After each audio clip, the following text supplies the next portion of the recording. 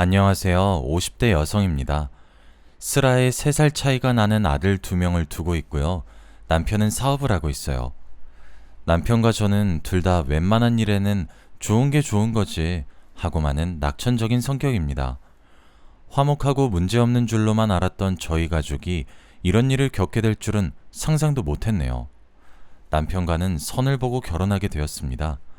처음 만났을 때부터 이 사람이다 하는 건 없었어요. 제가 그때 오래 사귀던 사람과 헤어진 이유이기도 했고, 선자리도 부모님이 억지로 주선한 거라 마음이 싱숭생숭했죠. 근데 아까도 말했듯 둘 다 낙천적인 성격이라고 했잖아요. 생각보다 대화가 너무 잘 통하는 거예요. 둘 다 20대 중후반이었으니 철없는 티도 벗었고 적당히 자기 삶을 꾸려나갈 줄 아는 나이라 거슬리는 점도 없었죠. 아직 이전 연애의 상처가 완전히 아물지도 않았고 한눈에 불꽃 튀는 그런 사람은 아니었지만 괜찮은 것 같았어요. 일단 사람을 새롭게 만나봐야 뭐든 되지 않겠냐 생각하고 제가 직구를 던졌죠.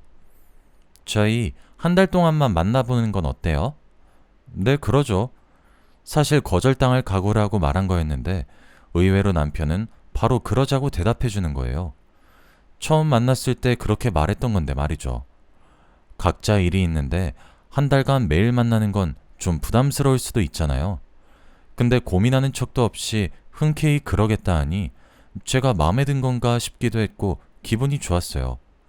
저희는 그렇게 만남을 이어나가게 되었습니다. 정말로 매일 만났어요.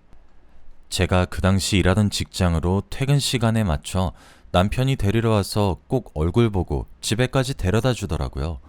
단 하루도 빠짐없이요. 하루는 제가 매일 데리러 오는 게 귀찮고 피곤하지 않냐고 물어봤어요. 그 사람도 일하고 퇴근하는 길에 저한테 바로 온 걸 텐데 솔직히 일 마치면 빨리 집 가서 쉬고 싶은 게 당연하잖아요. 근데 남편은 자기가 좋아서 하는 거래요. 이게 하루 일과 중에 제일 좋아하는 거고 이 시간만 기다린다고 보고 싶어서 자기가 가는 거니까 제발 계속 하게 해달래요. 남편의 말을 듣고 그 사람의 다정함과 섬세함에 반했던 것 같아요. 그전에는 그냥 호감형이고 죽이 잘 맞는다 이 정도였는데 그 이후로 애정을 갖게 된 거죠. 그렇게 1년 연애를 하고 저희는 결혼하게 되었습니다. 결혼 후에도 평안하고 행복한 일상이 지속되었어요. 친정에서도 하나 있는 딸이 결혼하니 이제 안심하신 것 같았고 시부모님이랑 시댁 가족분들도 다 잘 챙겨주셨습니다. 덕분에 남편과 저는 아무 걱정 없이 아침에 바쁘게 출근 준비를 하고 퇴근 후에는 같이 야식을 먹으며 신혼생활의 묘미를 즐기고 있었어요. 그러던 저희에게 첫 아이가 찾아왔습니다. 아들이었어요.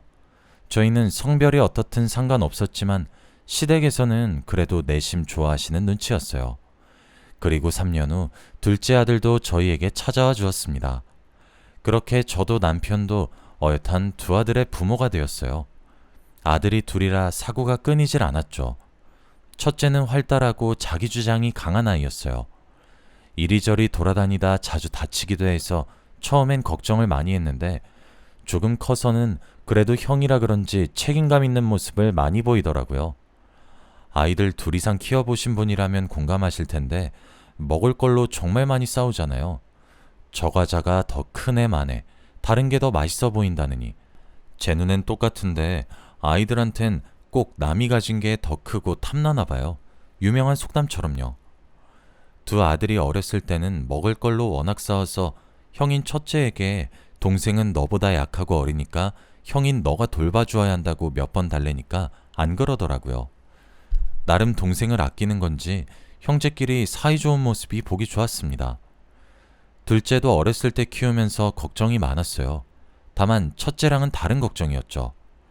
둘째는 너무 소극적이고 내향적인 성격이었어요. 같은 배에서 났는데 어떻게 이렇게 다르나 싶을 정도로요. 게다가 둘째는 어렸을 때 몸이 약했어서 거기에 대한 죄책감이 있었어요. 좀 더 건강하게 낳아줬더라면 둘째의 성격이 달랐을까 하는 그런 거요. 그래서 전 하던 일도 그만두고 둘째를 돌보았어요. 마침 첫째가 학교에 갈 시기가 되어 부모 손길에 더 필요할 때였죠. 첫째가 고등학교에 입학하고 활발한 성격 덕분인지 나중에 고학년이 되어서는 반장까지 도맡아 하더라고요. 혼자서도 학교 생활을 잘 해내는 첫째가 대견했어요. 몇몇 대회에 나가서 상도 타오고 공부도 잘해서 나중에 중고등학교에 가면 얼마나 더 잘할지 남편과 같이 기대했었습니다. 그 무렵 둘째도 몸이 점점 나아져 학교에 다니는 중이었어요. 그래도 여전히 남들만큼 건강하지 못해서 제가 더 신경 썼죠. 시간이 흘러 첫 아이가 중3, 둘째 아이가 초6이 되었을 무렵이었어요. 첫 아이는 예상대로 문제없이 중학교 생활을 마치고 고등학교 입학 준비를 하고 있었어요. 살짝 불안불안하긴 했지만 국제고에 지원해볼 만한 성적이었죠. 둘째 아이도 제 염원이 하늘에 통한 건지 이제는 거의 다른 아이들처럼 건강해져 전 더 이상 바랄 게 없다고 느꼈습니다. 뭐든 잘 풀리는 것 같았어요. 남편의 사업도 잘 풀리고 첫째는 공부도 알아서 잘하고 둘째는 이제 건강하기까지 하니까요. 복받았다고 생각했습니다. 아쉽게 첫째는 국제고 입시에서 떨어지고 일반고로 진학하게 되었어요. 분해하는 게 눈에 보여서 괜찮다고 일반고 가서 열심히 하면 된다고 위로해 주었죠. 첫째와 둘째 모두 중고등학생이 되니 남편과 저의 책임이 막중해진 기분이 들었어요. 제대로 공부에 집중해야 하는 시기잖아요. 집에서 TV를 본다거나 하는 행동은 최대한 자제하고 아이들의 공부 환경을 최대한 조성해 주려고 노력했어요. 아이들은 그에 보답하듯 더 열심히 했죠. 어떨 때는 신기하기도 했어요. 저랑 남편은 공부를 강요하는 타입도 아니었거든요. 공부가 적성에 안 맞아도 괜찮다고 사람이 다 공부로만 먹고 사는 것도 아니라고 생각하는 입장이었어요. 그런데도 저렇게 알아서 해주니 정말 기특했어요. 자기도 다른 아이들처럼 놀고 싶을 텐데 참고 공부에 집중하는 게요. 동시에 역시 강요하는 것보다 자기가 할 것을 찾을 수 있도록 도와주는 게 부모구나 깨달았죠. 특히 둘째는 어렸을 때 아파서 공부에 집중 못했던 걸 지금이라도 만회하려는지 폭발적인 속도로 성적이 급상승했어요. 중학교 2학년 때부터 전 과목 만점을 받아오질 않나 그 이후로 전교 1등을 놓치지 않더라고요. 축하할 겸 남편과 아이들이랑 레스토랑에서 외식을 했어요. 남편과 저는 축하해 주었고 둘째는 쑥스러운 듯 그냥 앉아 있었죠. 그런데 첫째가 뭔가 뚱한 표정인 거예요. 왜 그러냐 물으니까 별거 아니란 식으로 말하다가 제가 집요하게 물으니 신경질을 내더라고요. 아 진짜 외식한다고 공부할 시간 없어졌잖아. 곧 있으면 기말고사인데. 첫째가 화를 내서 순식간에 테이블 분위기가 차갑게 가라앉았어요. 전 당황했지만 상황을 어떻게든 무마하려고 아이를 달랬죠. 그랬어? 이렇게 공부도 열심히 하려고 하는데 엄마가 몰라줘서 미안해. 우리 첫째 기특하다. 그래도 오늘은 맛있는 거 먹고 내일 더 열심히 하자. 알았지? 저의 말에 첫째는 괜히 미안하고 머쓱해져서인지 알겠다고 작게 대답하고 그날은 그렇게 맛있는 저녁 식사를 했습니다. 그땐 그저 작은 해프닝인 줄로만 알았어요. 이게 전조현상인 줄도 모르고 말이죠. 첫째가 대학 입시를 앞두고 있었어요. 둘째는 고등학교 입시를 준비 중이었죠. 이상하게 고등학교 입학 이후로 첫째 성적이 자꾸만 떨어져서 불안불안했는데 결국 원하는 대학에 입학하지 못하고 저희가 사는 지역에서 떨어진 곳에 입학했습니다. 크게 상심한 듯 보였죠.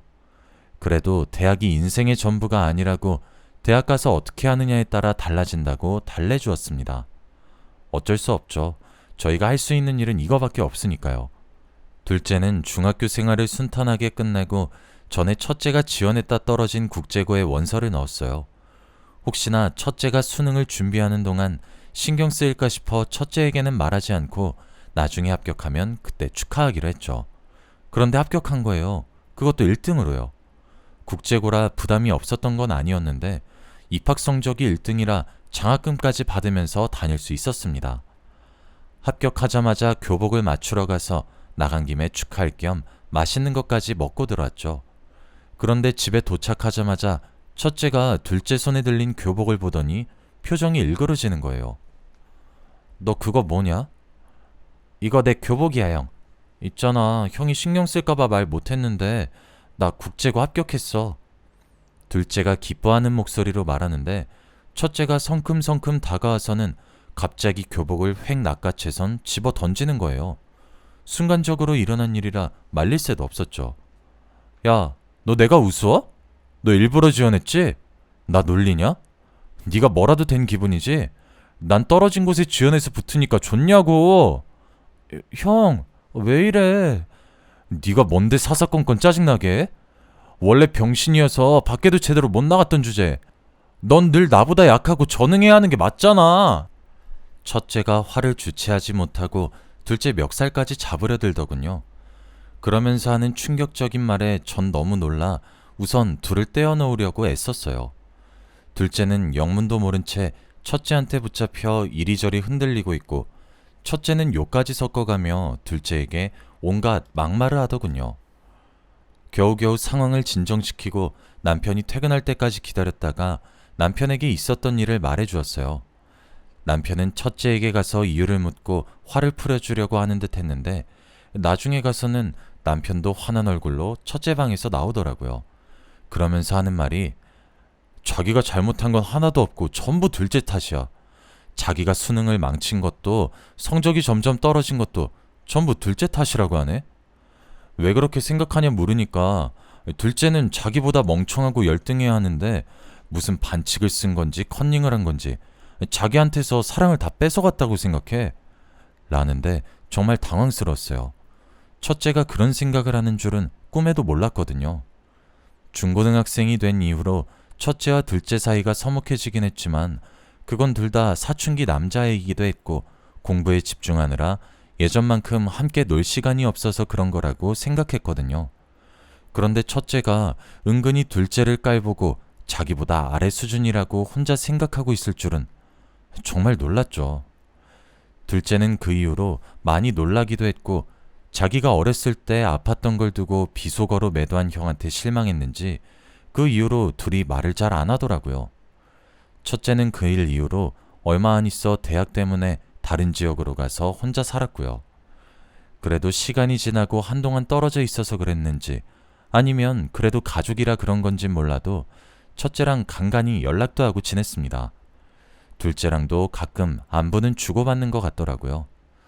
첫째도 제가 보기엔 그날 일을 미안해하는 눈치였고요. 서서히 둘 다 사이가 회복되는가 싶었습니다. 그래요. 부모 없으면 서로 하나뿐인 형제 아닌가요? 저도 마음이 편해졌어요.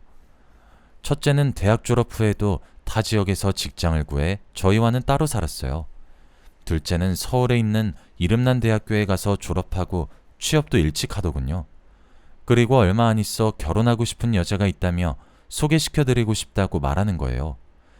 남편은 공부만 하던 네가 언제 여자친구를 사귀고 그랬냐며 놀리면서도 좋아하더군요. 저도 얼른 보고 싶다고 했어요. 그래서 함께 주말에 만나 저희 집에서 저녁 식사를 하기로 했습니다. 마침 그날 첫째도 본가에 잠깐 들린다고 하여 참석하면 좋겠다 싶었죠. 둘째도 괜찮다고 했고요.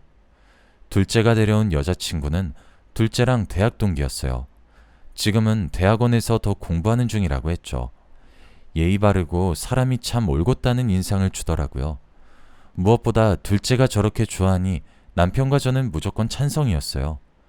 그렇게 식사 자리가 끝나고 다시 일상으로 돌아가는 듯 했습니다. 걱정할 거라 봤자 상견례나 결혼식 준비 이 정도였죠. 어느 날 제 휴대폰으로 전화가 오더라고요.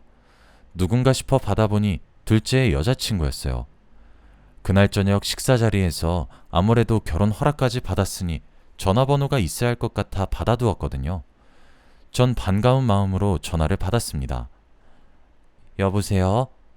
저 어머님, 저 유리예요. 진우씨 여자친구. 전에 식사 같이 하셨던... 알지. 이렇게 전화해주니 반갑다.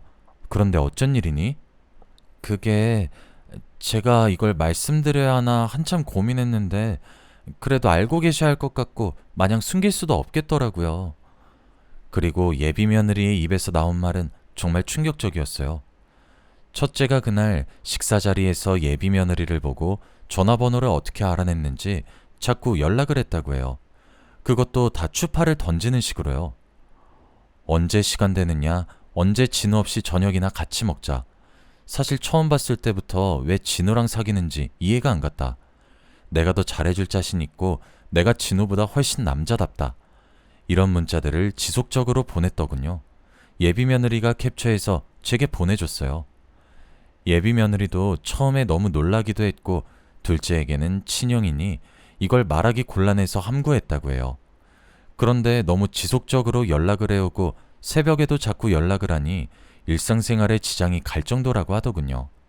며칠 전에는 자기가 살던 아파트 단지 입구에서 기다리다 예비 며느리를 보고 들킬까봐 도망쳤대요.